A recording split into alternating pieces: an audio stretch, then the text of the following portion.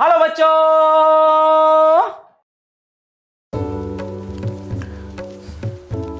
एक बाइनोमियल थी दीवानी सी, B and सी पे वो मरती थी, नजरें झुका के शर्मा के गलियों से वो गुजरती थी, चोरी चोरी चुपके चुपके चिट्ठियां लिखा करती थी। कुछ कहना था शायद उसको, जाने किससे डरती थी। जब भी मिलती थी मुझसे पूछा करती थी, मैथ्स कैसे होता है, ये मैथ्स कैसे होता है। और मैं सिर्फ यही कह पाता था,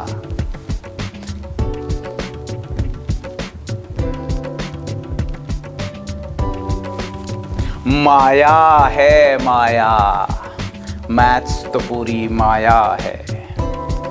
दिल लगाना पड़ेगा, दिल लगी अपने आप हो जाएगी। तो कैसे हैं आप लोग?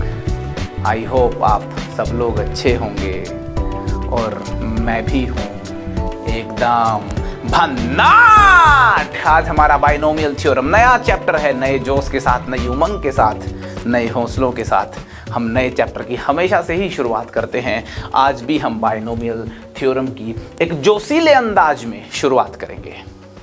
बाइनोमियल थी दीवानी सी, पी एंड सी पे वो मरती थी। क्यों मरती थी वो पी एंड सी पे? ऐसा पी एंड सी में क्या था कि बाइनोमियल थ्योरम सिर्फ पी एंड सी पे मरती थी? बताऊंगा मैं आपको।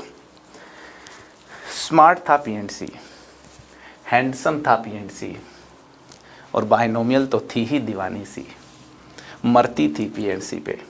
और पी एंड सी को भी पसंद थी बाइनोमियल। दोनों की बड़ी शानदार जोड़ी है मैथ्स में, बाइनोमियल और पी एंड सी दोनों की बेहतरीन जोड़ी है। जैसे हीर और रांझा की जोड़ी है, कृष्ण और राधा की जोड़ी है, उसी तरीके से बाइनोमियल और पी एंड सी की एक बेहतरीन जोड़ी है मैथमेटिक्स में। जैसा कि हम हमेशा से शुरुआत करते हैं, एक चैप्टर की हिस्टोरिकल डेवलपमेंट कैसे हुई, हिस्ट्री से शुरुआत करेंगे। फिर हम फंडामेंटली सीखेंगे बाइनोमियल होती क्या है, बाइनोमियल थ्योरम होती क्या है, क्या उसके यूज़ हैं, और यूं करते करते हम पूरा चैप्टर सीख जाएंगे मेरे दोस्तों। तो आइए चैप्टर की शुरुआत करते हैं, हिस्ट्री से शुरुआत करते हैं। यहाँ पे मैंने कई सारे लोगों के नाम लिखे हैं, पिंगाला, यूक्लिड, लीलावती पास्कल्स ट्रायंगल, है ना, आइजैक न्यूटन, है ना, यहाँ पे उमर खैयम का नाम भी लिखा है। देखिए, बाइनोमियल की जो डेवलपमेंट है, यूं नहीं कहा जा सकता कि किसी एक जगह से ही हुई है।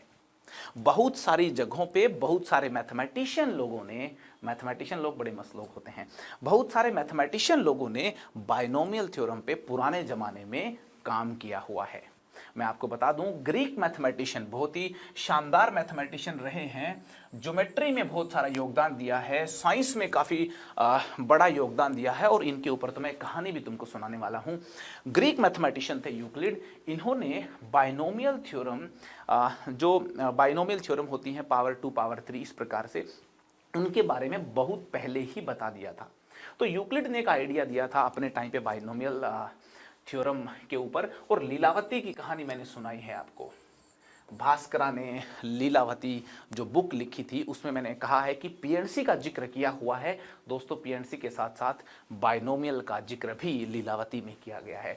तो भारत में लीलावती में बाइनोमियल थ्योरम का जिक्र किया हुआ। और बात भारत देश की करें तो यार, ये एक लिरिसिस्ट हुआ करते थे, है ना, ये लिरिक्स लिखा करते थे, मैथमेटिशियन भी थे और लिरिक्स लिखा करते थे, है ना। मैंने बताया था कि बहुत सारे इंडिया में ऐसे मैथमेटिशियन हुए हैं जिनको कहानियाँ बेहद पसंद थी, पोएम्स बेहद पसंद थी, है ना, म्यूज़िक बहुत बहुत पसंद था। तो ये पिंगाला जो है उनमें से एक थे, है ना। वो लिरिक्स लिखते थे और उन्होंने यार, है ना, मैथमेटिशियन भी थे, बाइनोमियल थ्योरम का बहुत साल पहले, है ना, सैकड़ों साल पहले आइडिया दे दिया था। तो भारत देश पीछे नहीं रहता, है ना। हमें ये नहीं समझना है कि हम लोग पीछे हैं, हमें लोग समझते पीछे हैं, लेकिन हम पहले से बहुत आगे थे और आगे हैं, ठीक है। और अगर हम और मेहनत करेंगे तो इस दुनिया को पछाड़ करके हम और आगे निकल जाएंगे। तो यार, पिंगाला ने बाइनोमियल थ्योरम का काफ़ी वर्ष पहले, सैकड़ों वर्ष पहले आइडिया दे दिया था। और भास्कर तो महान थे ही, लीलावती बुक में उन्होंने अंकगणित की, अरिथमेटिक की कई सारी बातों का वर्णन किया हुआ है, उनमें से बाइनोमियल थ्योरम का भी जिक्र किया हुआ है। ठीक है, पास्कल ने तो यार बाइनोमियल थ्योरम और कॉम्बिनेटोरिक्स के ऊपर कई सारे बातें बताई हैं, और पास्कल ट्रायंगल बड़ी फेमस हुई थी।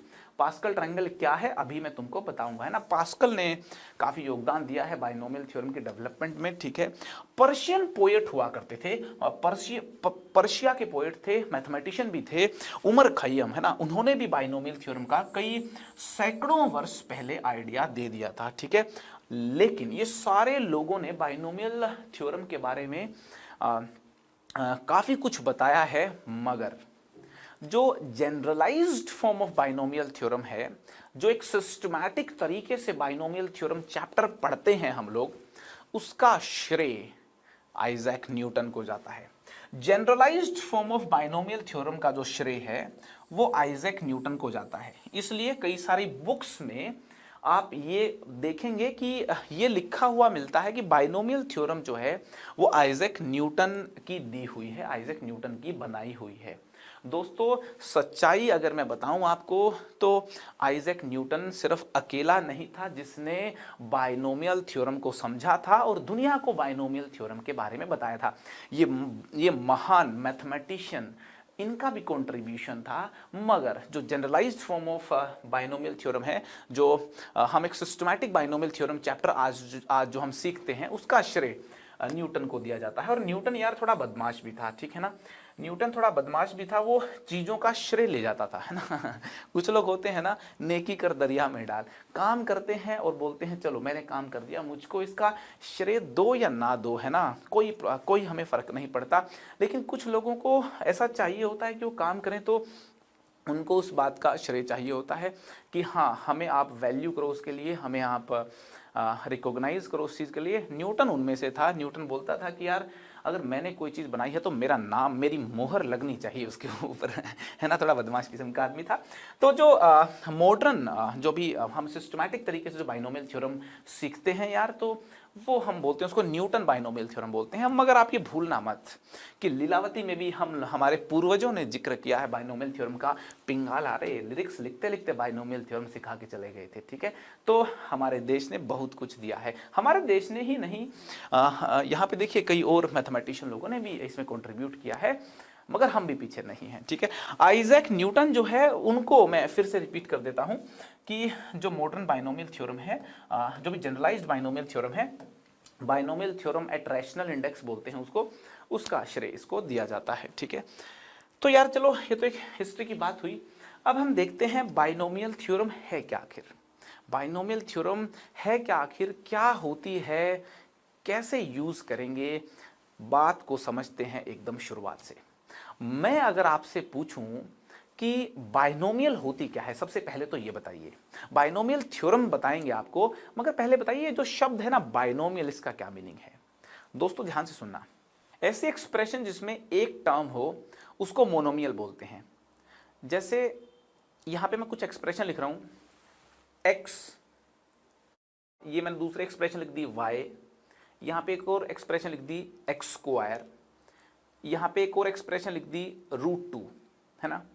ये सारे मोनोमियल्स हैं। ठीक है, अगर किसी एक्सप्रेशन में दो डिफरेंट टर्म्स हों, उनको ऐड या माइनस करके लिखा हो, उसको बाइनोमियल बोलते हैं। जैसे यहां पे लिख दिया मैंने x + y, ये एक बाइनोमियल है। यहां पे एक और एक्सप्रेशन देखिए a² - b², ये भी एक बाइनोमियल है। इसमें a² और b² है ना, ये दो डिफरेंट टर्म्स हैं और माइनस करके लिखी हुई हैं। ठीक है, एक और एक्सप्रेशन देखते हैं, यहां पे देखिए x + √2, ये भी एक बाइनोमियल है, x और √2, है ना, ये दो डिफरेंट टर्म्स हैं, राइट। तो यार ऐसी एक्सप्रेशन जिसमें दो डिफरेंट टर्म्स हों, प्लस या माइनस करके लिखी हुई हों, उसको बाइनोमियल बोलते हैं। और अगर 3 डिफरेंट टर्म्स प्लस माइनस करके लिखी हों तो उसको ट्राइनोमियल बोलते हैं। क्या बोलते हैं? ट्राइनोमियल। जैसे यहां पे देखिए x + y + z, ये एक ट्राइनोमियल है। यहां पे मैं लिख दिया a² + b² + c², ये भी एक ट्राइनोमियल है। x + y² + √2, ये भी एक ट्राइनोमियल है। तो अगर 3 डिफरेंट टर्म्स होंगी, प्लस माइनस करके लिखी हुई होंगी, तो वो ट्राइनोमियल हो जाएगी। ठीक है, यूं करते करते इन जनरल अगर हम बोलें, अगर हम इस पूरे को रब कर देते हैं, अगर हम इन जनरल बोलें तो यार अगर ज्यादा टर्म्स हो ना, फॉर एग्जाम्पल n टर्म्स हो, जैसे x1 plus x2 plus x3 and so on till xn, ये देखिए ये जो एक्सप्रेशन लिखी है इसमें n टर्म्स हैं, इसको बोलेंगे मल्टीनोमियल। क्या बोलेंगे? मल्टीनोमियल।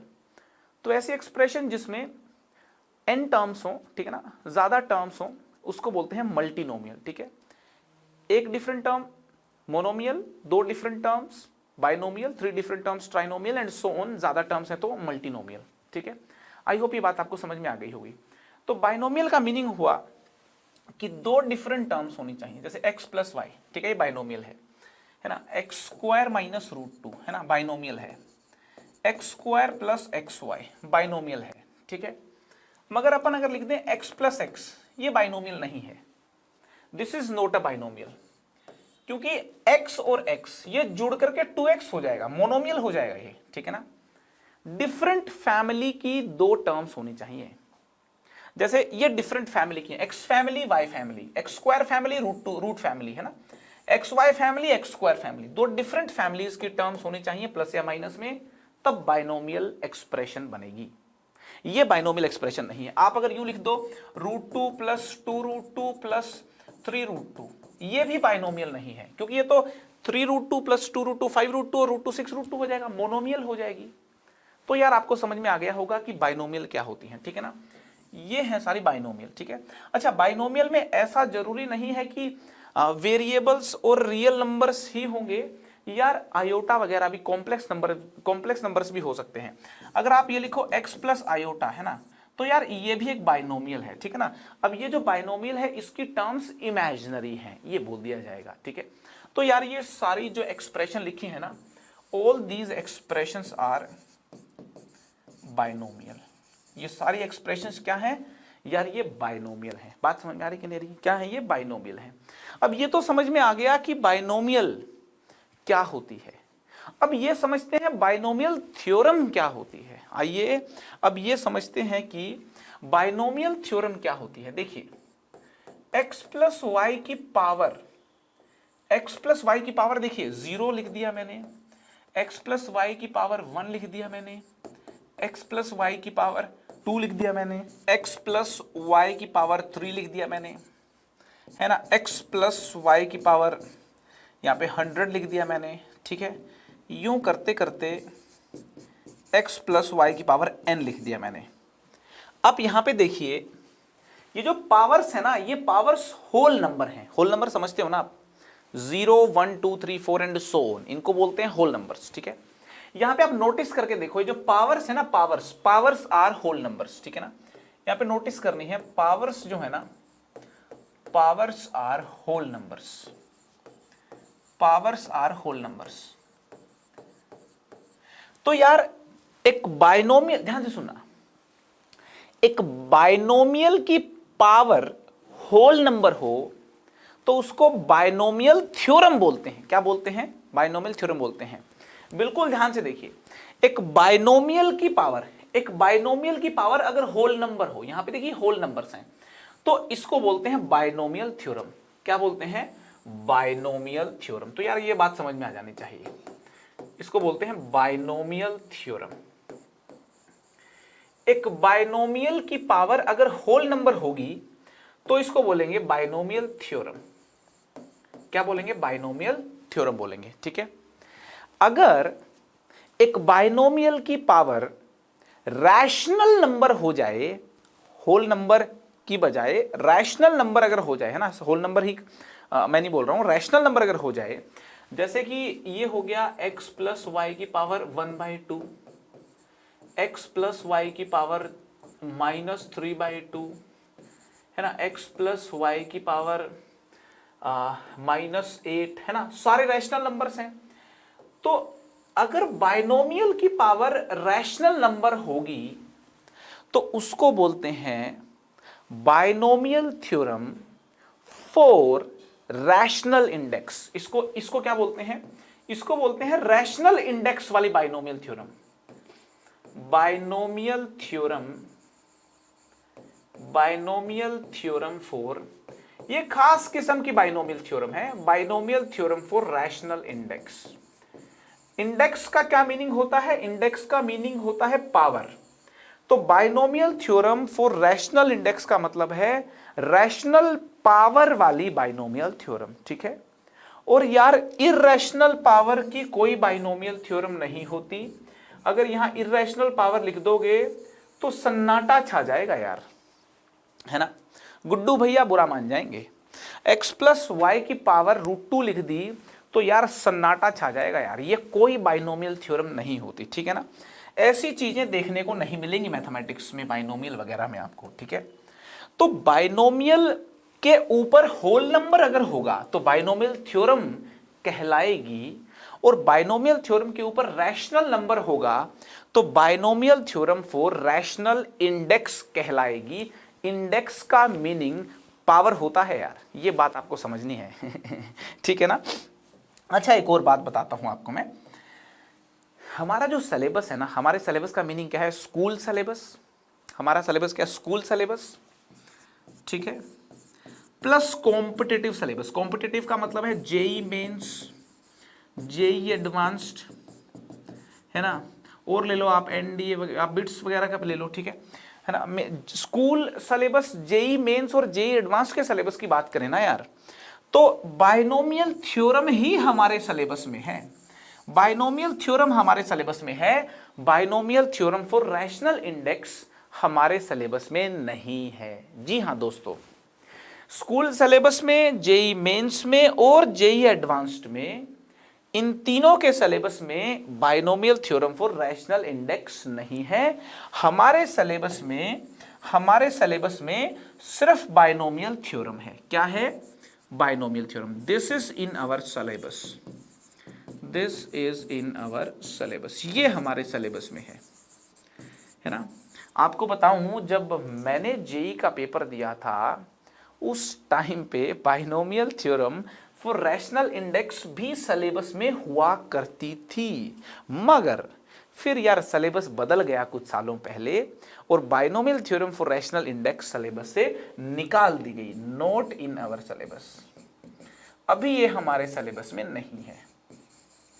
कुछ बुक्स में आपको यार ये देखने को मिलेगी भी, लिखी हुई होगी, ठीक है, मगर हमारी प्रायोरिटी पूरी सिलेबस की चीजें करना पहले है, तो यार मैं इसका जिक्र नहीं करने वाला हमारे बाइनोमियल के लेक्चर्स में, ठीक है। तो आपको ये क्लियर है कि यार दो डिफरेंट टर्म्स अगर लिखी हो ना, ऐड या माइनस करके, उसको तो दो डिफरेंट टर्म्स का मीनिंग है दो डिफरेंट फैमिली की टर्म्स, ठीक है ना, दो डिफरेंट फैमिली की टर्म्स। तो यार उसको तो बाइनोमियल बोलते हैं, और उसकी पावर अगर होल नंबर कर दी जाए, यहां पे जो n है ना यार, यहां पे n क्या है? होल नंबर है, ठीक है।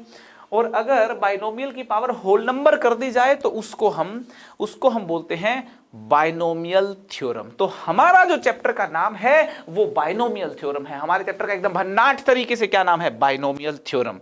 बाइनोमियल थ्योरम बोले तो बाइनोमियल की पावर होल नंबर। हमें इस चैप्टर में बाइनोमियल की पावर होल नंबर सीखनी है। बात समझ में आ रही कि नहीं आ रही? तो बाइनोमियल की पावर होल नंबर को एक्सपैंड कैसे करते हैं, यही हम सीखेंगे बाइनोमियल थ्योरम में। मतलब बाइनोमियल थ्योरम में हमें क्या सीखना है कि बाइनोमियल की पावर जो होल नंबर है ना यार, बाइनोमियल की पावर जो होल नंबर है उसको एक्सपैंड कैसे करें। x प्लस वाई की पावर 0 को एक्सपैंड कैसे करें, x प्लस वाई की पावर 1 को एक्सपैंड कैसे करें यार, x प्लस वाई की पावर 2 को एक्सपैंड कैसे करें यार, x प्लस वाई की पावर 3 को एक्सपैंड कैसे करें यार, बड़ा मजा आने वाला है। x प्लस वाई की पावर 4 को एक्सपैंड कैसे करें, और उसके बाद यार ये सीखना है कि x प्लस वाई की पावर n को एक्सपैंड कैसे करें, ठीक है ना।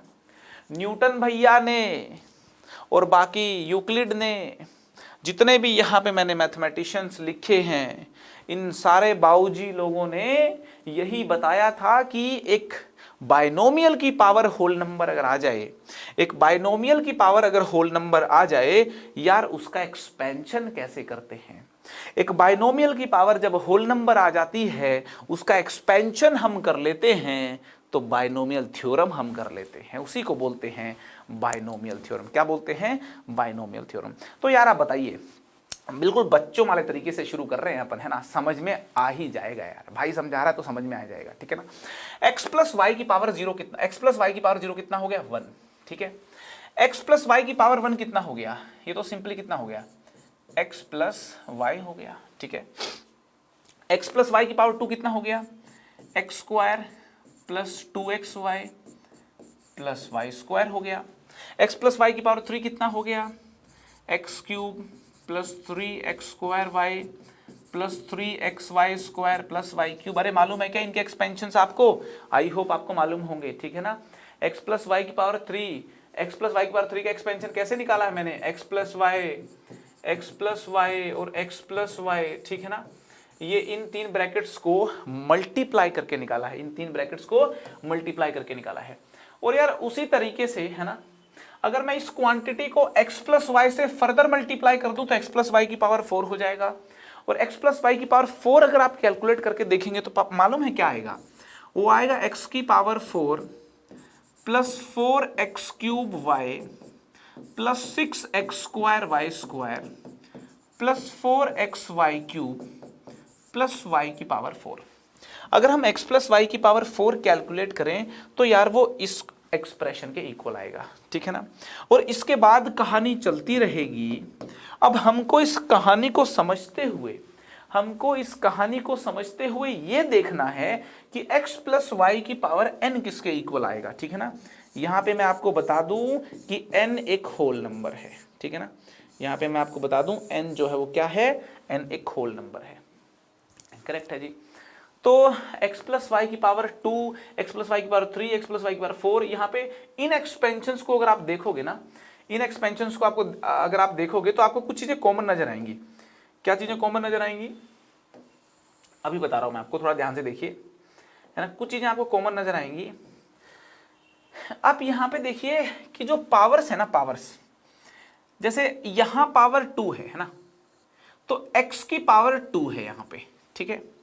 यहां पावर 3 है तो x की पावर 3 है, यहां पावर 4 है तो x की पावर 4 है। सबसे पहले तो ये बात आपको नजर आएगी, ठीक है।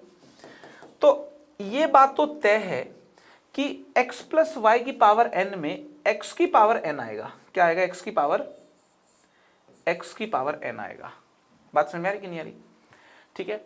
अब इसके बाद लास्ट वाली चीज देखिए ना, x की पावर 2 है तो लास्ट में y की पावर 2 है। शुरुआत में x की पावर 3 है तो लास्ट में y की पावर 3 है। शुरुआत में x की पावर 4 है तो लास्ट में y की पावर 4 है। तो एक बात तो ऑब्जर्वेशन से यहां से बोली जा सकती है कि अगर x की पावर n है तो उसके बाद यूं करते करते करते करते करते करते करते लास्ट में कितना आ जाएगा, लास्ट में आ जाएगा y की पावर n, ठीक है। और यहां पे इंटरेस्टिंग बात क्या हो रही है, आप इसको देखिए, यहां पे x की पावर 4 है ना, तो y की पावर अगर आप देखें यहाँ पे x की पावर 4 जो है ना, आप इसको यूं भी समझ सकते हैं कि ये x की पावर 4 है मगर y की पावर भी है जो 0 है। y की पावर कितनी है, 0 है। तो x की पावर n जो है ना, यहाँ पे y की पावर 0 है। क्या है, y की पावर 0। और y की पावर जो n है ना, यहाँ पे x की पावर कितनी है, 0 है। बात समझ में आ रही है। और उसके बाद देखिए x की पावर कम होनी शुरू हो गई। यहाँ 4 से 3 हुई, 3 से x की पावर 2 हुई, 2 से x की पावर 1 हुई और उसके बाद x की पावर यहाँ पे 0 हो गई। x की पावर इस तरफ जाते हुए कम हो रही है और y की पावर देखोगे तो y की पावर 0 है, यहां y की पावर 1 हो गई, यहां y की पावर 2 हो गई, यहां y की पावर 3 हो गई और यहां y की पावर 4 हो गई। y की पावर्स इंक्रीज हो रही हैं, x की पावर डिक्रीज हो रही हैं। आप यहां किसी भी बाइनोमियल में एनालाइज कर सकते हो। यहां पे देखें x की पावर 3 से 2 हो गई, 2 से 1 हो गई, 1 से 0 हो गई। यार एक बात तो तय है कि x की पावर कम हो रही है और y की पावर ज्यादा हो रही है। कहने का मेरा मतलब ये हुआ, यहां पे आप देख सकते हैं x की पावर डिक्रीज हो रही है और y की पावर यहां 0 थी, यहां 1 हो गई, यहां 2 हो गई, यहां 3 हो गई। तो कहने का मतलब ये हुआ कि जब हम कोई भी बाइनोमियल को एक्सपैंड करते हैं, शुरुआत में x की पावर n होती है, y की पावर 0 होती है और लास्ट में x की पावर बिल्कुल 0 हो जाती है और सारी पावर y पे एक्यूमुलेट हो जाती है, y की पावर n, ठीक है। और जो है आगे फर्दर आप देखोगे तो x की पावर n में से कम होगी, है ना, x की पावर कम होगी, n-1 होगी, और y की पावर इंक्रीज करेगी, है ना। देखिए x की एक पावर कम हो गई, 2 हो गई, और y की पावर बढ़ गई, है ना। x की पावर फिर कम हो गई, y की पावर बढ़ गई, है ना, ऐसा हो रहा है, ठीक है। तो x की पावर n-1 हुई, y की पावर 1 हुई, फिर x की पावर n-2 हुई, है ना। यहां पे आप देखेंगे x की पावर फिर क्या हुई, n-2 हुई, मतलब एक और कम हो गई, y की पावर 2 हो गई, बढ़ गई, ठीक है। और यार यूं करते करते लास्ट में x की पावर 0 और y की पावर n हो गई, ठीक है। ये तो मैंने जांच लिया कि x और y की पावर कैसे आगे जब मूव करते हैं तो चेंज हो रही हैं। यहां पे मुझको समझ में आ गया, x की पावर n, y की पावर 0 है, एक कम किया, फिर एक कम किया, और यूं करते गए, और y की पावर में फिर एक इंक्रीज और यूं इंक्रीज करते गए, ठीक है। अब बात करते हैं कोफिशिएंट्स की। अब मैं आपको बताऊंगा कि एक बाइनोमियल थी दीवानी सी, वो P&C से क्या करती थी है ना, एक बाइनोमियल थी दीवानी सी, P&C पे वो मरती थी। वो क्यों P&C पे मरती थी यार, इसकी बात करते हैं अभी, ठीक है। पास्कल नाम का मैथमेटिशियन था, उसने खास बात ऑब्जर्व की। पास्कल नाम के मैथमेटिशियन ने खास बात ऑब्जर्व की। उसने कहा कि ये जो कोफिशिएंट है ना 1, यहां पे जो कोफिशिएंट है 1 और 1, ये बड़े खास कोफिशिएंट्स हैं। यहां पे जो कोफिशिएंट है 1, यहां पे जो कोफिशिएंट है 2, यहां पे जो कोफिशिएंट है 1, ये बड़े खास कोफिशिएंट हैं। पास्कल ने कहा, देखिए इसको हटा देता हूं मैं एक बार। पास्कल ने कहा कि ये जो 3 कोफिशिएंट्स हैं, यहां पे जो 4 कोफिशिएंट्स हैं, ये बड़े खास कोफिशिएंट्स हैं। क्या खास बात है? उसने कहा कि जो x² का कोफिशिएंट है ना, ये 1 तो है ही, इसको आप 2c0 लिख सकते हो। क्या लिख सकते हो? 2c0। और ये जो 2 है ना, ये 2 बेसिकली 2c1 है। आगे xy यूं का यूं लिखा रहने दो। और ये जो y² है ना, इसके बगल का कोफिशिएंट 2c2 है। क्या है?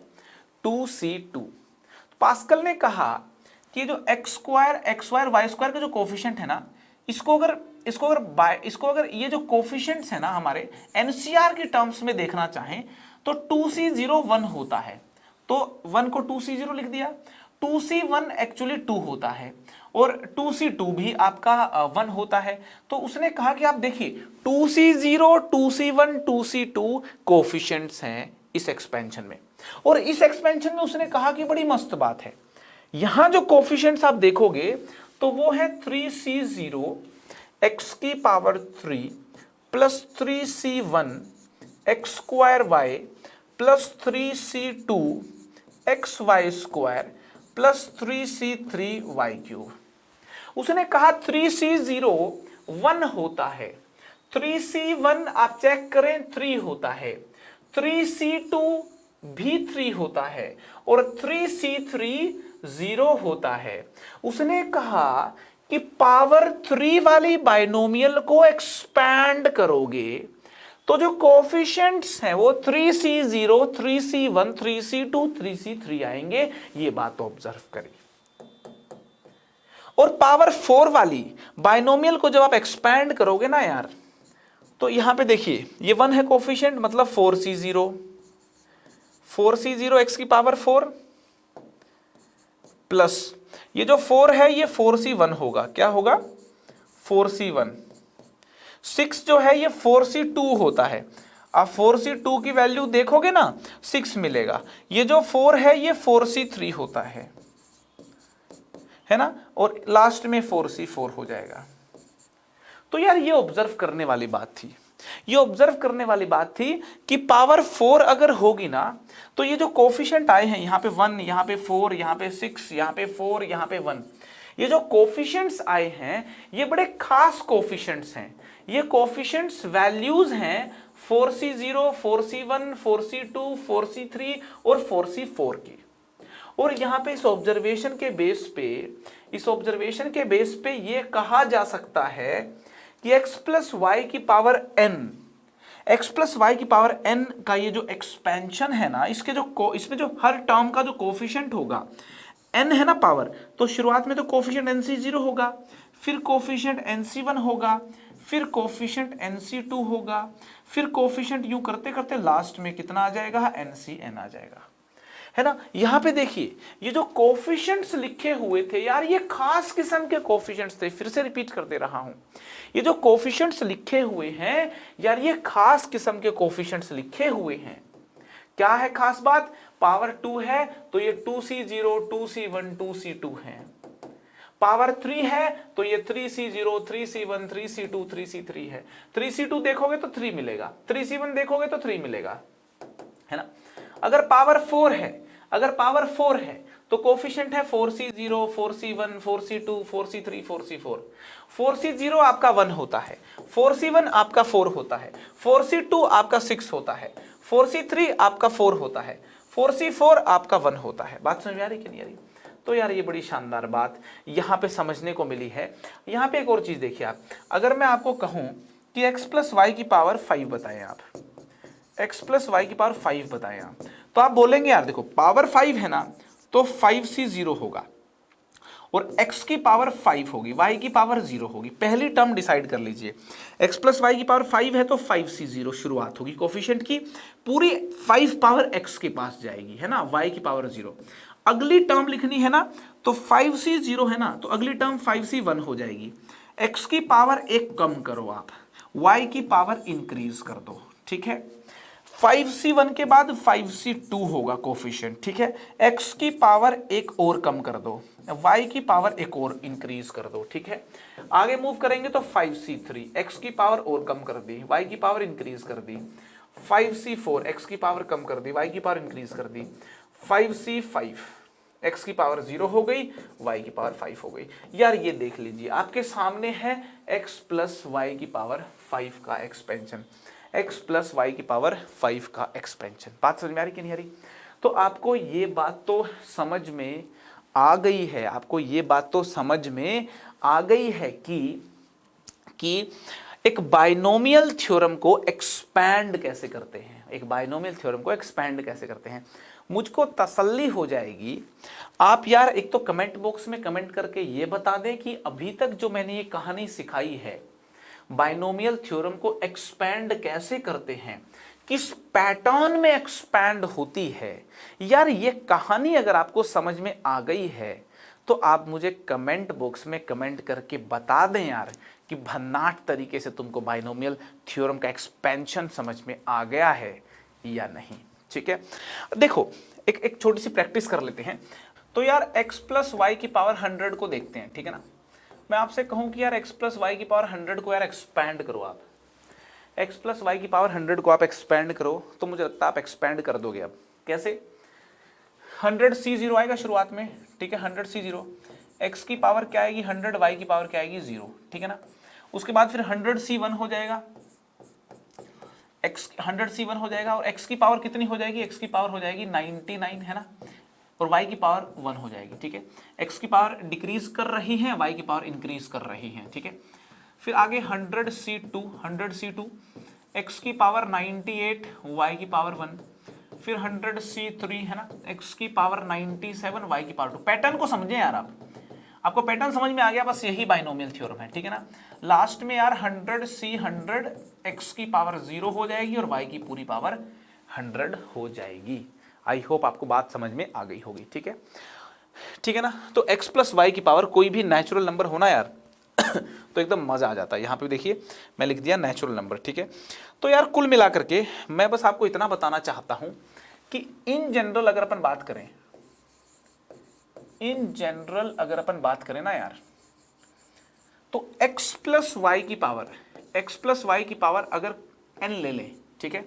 मैं आपको बता दूं जो n है ना, n ये अपना नेचुरल नंबर हो तो x और y कोई भी नंबर्स हो सकते हैं, मतलब कोई भी कॉम्प्लेक्स नंबर्स हो सकते हैं ना। रियल नंबर्स तो हो ही सकते हैं, इमेजिनरी भी हो सकते हैं, ठीक है। x और y यार दो अलग, मतलब कुछ भी दो अलग फैमिली के नंबर है तो बाइनोमियल तो बोल ही देंगे उसको, ठीक है ना। x प्लस वाई कोई भी दो नंबर हो सकते हैं, ठीक है, उसकी पावर नेचुरल नंबर हो तो यार इसका एक्सपेंशन कैसे करते हैं, इसका एक्सपेंशन कैसे करते हैं बताइए। NC0 आएगा सबसे पहला कोफिशिएंट, फिर आएगा NC1, ठीक है, फिर आएगा NC2, फिर आएगा NC3, है ना, और यूं करते करते यार फिर आएगा NCN, करेक्ट है। और NC0 के बगल में यार x की पावर n y की पावर 0 आएगी, ठीक है। सबसे पहले वाली टर्म में सारी पावर n x को दी हुई है, y के पास 0 पावर है। सेकेंड वाली टर्म में NC1 है ना, और x की पावर फिर एक कम कर दो n-1, y की पावर 1 इंक्रीज कर दो, y की पावर 1 हो जाएगी। नेक्स्ट टर्म में x की पावर 1 और डिक्रीज कर दो और y की पावर 1 और इंक्रीज कर दो। तो यार यूं करते हुए एक शानदार थ्योरम आपको नजर आएगी, एक शानदार थ्योरम नजर आएगी। एक NCN आखिर में x की पावर सारी खत्म हो चुकी है 0, सारी पावर y पे आ चुकी है, y की पावर n, ठीक है। आपके सामने एक बेहतरीन थ्योरम मैंने लिख दी है, इसको बाइनोमियल थ्योरम बोलते हैं। क्या बोलते हैं? बाइनोमियल थ्योरम, है ना। ये जो जनरलाइज रूप में कोई भी n पावर के लिए मैंने फॉर्मूला लिख दिया है, इसी को बोलते हैं जनरल बाइनोमियल फॉर्मूला। यार कुछ जगहों पे, कुछ बुक्स में इसको न्यूटन बाइनोमियल फॉर्मूला भी बोलते हैं, मगर यार देखो भाई तुम्हारा ऐसा है कि अपना दिल करता नहीं है इसको न्यूटन बाइनोमियल फॉर्मूला बोलने का, क्योंकि कई सारे लोगों का कंट्रीब्यूशन रहा है इस फॉर्मूला की डेवलपमेंट में। तो सिर्फ न्यूटन को नाम देना तो यार देखो अच्छी बात थोड़ी है ना, बाकी लोग बुरा मान जाएंगे, ठीक है। तो यार मैं तो इसको बाइनोमियल थ्योरम बोलता हूं, तुम लोग बुरा मत मानना कि मैं इसको न्यूटन बाइनोमियल फॉर्मूला क्यों नहीं बोल रहा हूं, है ना। तुम यार बुरा बिल्कुल मत मानना, है ना। लेकिन यार अगर दिल दुखेगा ना यार, अगर सिर्फ न्यूटन का नाम लगा दिया तो, मानते हो कि नहीं मानते हो? और दिल अपन थोड़ी दुखाएंगे यार, है ना। एक दीवानी सी है यार बाइनोमियल थ्योरम तो, है ना। पीएनसी पे वो मरती है, क्यों मरती है यार? पीएनसी पे क्यों मरती है ना। बाइनोमियल थ्योरम पीएनसी पे क्यों मरती है आप मुझे बताओ, है ना। बाइनोमियल पीएनसी पे क्यों मरती है बताइए आप, पीएनसी पे क्यों मरती है? क्वेश्चन है ये, कमेंट करके बताएं यार आप, है ना। आप सेशन को पॉज करें, सेशन को पॉज करें और मुझे बताएं कि पीएनसी पे क्यों मरती है ना। सेशन पॉज करें, कमेंट करके बताएं कि बाइनोमियल थ्योरम पीएनसी पे क्यों मरती है। सबसे शानदार किसी का कमेंट होगा ना, मैं जरूर जिक्र करूंगा उसका, ठीक है। यार बाइनोमियल पीएनसी पे इसलिए मरती है क्योंकि पीएनसी जो है ना वो एनसीआर पे मरता है। मैंने पीएनसी में आपको एनसीआर सिखाया कि नहीं सिखाया, है ना। एनसीआर सिखाया ना, सिलेक्शन सिखाया ना आपको। पीएनसी एनसीआर पे मरता है और बाइनोमियल बोलती है यार कि एनसीआर मुझको भी चाहिए, हे पीएनसी एनसीआर तो मुझको भी चाहिए। यार कितने सारे एनसीआर हैं बाइनोमियल में, NC0, NC1, NC2, NC3, NCN, मतलब पीएनसी का सब कुछ ही तो उधार ले लिया इसने। तो यार पीएनसी के साथ मोहब्बत हो गई तभी तो उधार ले लिया ना। बाइनोमियल थ्योरम को इश्क हो गया था पीएनसी के साथ, न्यूटन ने भी यही बात बोली थी। बहुत बदमाश था न्यूटन। तो यार बाइनोमियल मरती है पीएनसी पे क्योंकि बाइनोमियल में आप देखोगे तो ये सिलेक्शन ही तो है, NC1, NC2, NC3, NCN, है ना। समझ में आ रही कि नहीं आ रही बात? तो बाइनोमियल पीएनसी में मरती है यार। तो आपको मुझे लगता है पूरा बाइनोमियल फॉर्मूला याद हो गया होगा, और यार अगर याद नहीं हुआ है तो मैं तो आपको कहूंगा कि याद कर लीजिए अभी के अभी भन्नाट तरीके से, ठीक है। ये जो फॉर्मूला है यार, ये जो फॉर्मूला है ये आप याद कर लीजिए, जिसको अपन बोलते हैं बाइनोमियल थ्योरम। अभी के अभी इस फॉर्मूला को तुरंत प्रभाव से याद कर लीजिए। और यार इस फॉर्मूला को याद करके भी मुझे कमेंट बॉक्स में बताना कि पूरा फॉर्मूला एकदम अच्छे से समझ के तुम लोगों को याद हो गया है भन्नाट तरीके से। यार ये कमेंट करके जरूर बता देना, मेरे लिए बहुत जरूरी है ये समझना कि कितने लोगों को बाइनोमियल थ्योरम का बेसिक अंडरस्टैंडिंग क्लियर हो गया है, ठीक है। एक और बात भी मैं तुमको बताता हूं, एक और बात मैं तुमको बताता हूं, मैं तुमको पास्कल ट्रायंगल के बारे में बताता हूं। पास्कल जो मैथमेटिशियन था ना यार, उसने एक बेहतरीन बात नोटिस की। पास्कल ने एक बेहतरीन बात नोटिस की। उसने ये कहा कि यहां पे जो एक्सपेंशंस लिखे हुए हैं, x प्लस वाई की पावर 1 है, x प्लस वाई की पावर 2 है, x प्लस वाई की पावर 3 है and so on, x plus y की पावर 5 है, x प्लस वाई की पावर जो है ना 4 है, x प्लस वाई की पावर 5 है, और आगे भी एक्सपेंशन चलते रहेंगे। उन्होंने कहा कि ये जो एक्सपेंशन लिखे हुए हैं ना, इन एक्सपेंशंस के कोफिशिएंट्स नोटिस करो। आप पहले इसका कोफिशिएंट नोटिस करो, 1 है, फिर इन दोनों के कोफिशिएंट नोटिस करो, ये 1 और 1 है, तो उन्होंने कहा देखो 1 और 1 इसके कोफिशिएंट्स आ गए, और उसने कहा कि इसके जो कोफिशिएंट्स है ना 1, 2 और 1 ये बड़े खास अंदाज में प्राप्त किए जा सकते हैं। किस अंदाज में? उसने कहा ये वाला 1 और ये वाले 1 को कॉपी कर लीजिए और इन दोनों 1 को ऐड करके 2 कर दीजिए। आप देखिए 1, 2, 1 इसके कोफिशिएंट बन गए। अरे ये तो बड़ा मजा आ गया यार। तो अगर ऐसा है तो क्या आगे इसको कॉपी कर लूं, आगे इसको कॉपी कर लूं 1 और 1 को, और बीच में 1 और 2 को ऐड करके 3 लिख दूं, 2 और 1 को ऐड करके 3 लिख दूं, तो क्या ये चीजें इसके कोफिशिएंट बन जाएंगे क्या? अरे ये तो बन गए भाई, 1, 3, 3 और 1, 1, 3, 3 और 1। मजा आ गया। तो पास्कल को बड़ा मजा आने लगा। उसने कहा कि आगे 1 लिखिए, 1 और 3 को ऐड करके 4 बनाइए, 3 और 3 को ऐड करके 6 बनाइए, 3 और 1 को ऐड करके 4 बनाइए, और 1 को यूं का लिख दीजिए। अरे गजब हो गया। ये तो कोफिशिएंट्स आ गए हैं x प्लस वाई की पावर 4 के। तो पास्कल को लगा कि अगर इसको आगे बढ़ाते चले जाएं, 1 कर दें, इसको ऐड करके 5 कर दें, इसको ऐड करके 10 कर दें, इसको ऐड करके 10 कर दें, इसको ऐड करके 5 कर दें, इसको 1 कर दें, तो पास्कल को लगा कि ये जो ट्रायंगल एक बनती जा रही है, आप देखिए है ना, हर वक्त एक ट्रायंगल बनती जा रही है। तो ये जो ट्रायंगल है, ये ट्रायंगल बाइनोमियल एक्सपेंशन के कोफिशिएंट्स देती चली जाएगी। क्या चली जाएगी? देती चली जाएगी। तो पास्कल को लगा this is a very important triangle, है ना। ये सिलसिला आगे चलता रहेगा। अगर ये सिलसिला आगे चलता रहे तो इसकी जो शेप है बनी वो एक ट्रायंगल जैसी बनी, इसलिए पास्कल भैया ने इसको पास्कल ट्रायंगल बोला। इसलिए पास्कल भैया ने इसको पास्कल ट्रायंगल बोला। क्या बोला? Pascal triangle. क्या बोला? Pascal triangle. पास्कल इसको पास्कल ट्रायंगल इसलिए बोला क्योंकि आप देखिए हर मोमेंट पे एक ट्रायंगल जैसी शेप बन रही थी, है ना। हर मोमेंट पे एक ट्रायंगल जैसी शेप बन रही थी। और ये ट्रायंगल इंपॉर्टेंट क्यों है?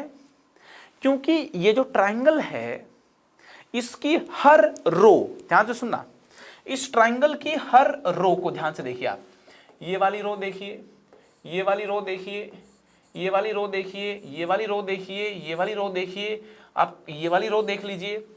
Each row of this Pascal triangle represents the coefficients of binomial expansion in these expansions. ये जो बाइनोमियल एक्सपेंशंस के जो कोफिशिएंट्स है ना, ये आप देख सकते हो पास्कल ट्रायंगल की किसी न किसी रो में। बात समझ में आ रही कि नहीं आ रही? तो बस एक बात बताना चाहता था कि जो बाइनोमियल एक्सपेंशंस हम ये करते हैं तो इनके जो कोफिशिएंट्स हैं वो एक खास किस्म से बिहेव करते हैं। पास्कल ने वो बिहेवियर देख लिया था और उसको पास्कल ट्रायंगल के नाम से जाना जाता है। तो यार पास्कल ट्रायंगल भी बड़ी मस्त चीज है। ये जो बाइनोमियल एक्सपेंशंस हैं इनके कोफिशिएंट्स आपको पास्कल ट्रायंगल में देखने को मिलते हैं। तो आई होप यार आपको बाइनोमियल थ्योरम समझ में आ गई होगी, बाइनोमियल थ्योरम समझ में आ गई होगी, और पास्कल ट्रायंगल का बाइनोमियल कोफिशिएंट से क्या लेना देना है ये भी समझ में आ गया होगा। और है ना, बाइनोमियल क्यों मरती है पीएनसी पे, है ना, क्यों मरती है पीएनसी पे यार, ये बात भी मुझे लगता है आपको समझ में आ गई होगी। ठीक है, आज के इस फंडामेंटल सेशन में इतना ही।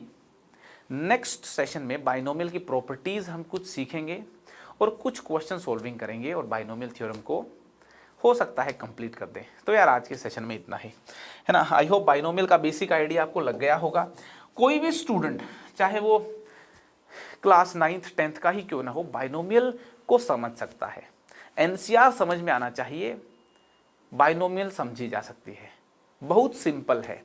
आज की क्लास में इतना ही। कल की क्लास में बाइनोमियल के बारे में और बेहतरीन फैक्ट्स जानेंगे, बड़े सारे बेहतरीन फैक्ट्स जानेंगे बाइनोमियल के बारे में नेक्स्ट क्लास में। आज की क्लास में अपन इतना ही करेंगे। तो यार आज की क्लास की सारी चीजें आप समझ लेना अच्छे से नोट्स तो बनाने ही हैं जैसा मैं बोलता रहा हूं।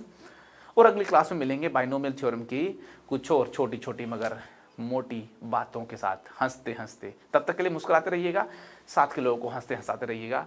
भाई को अभी चलने का वक्त हो चला है। Bye bye. पढ़ाई करते रहें। All the very best.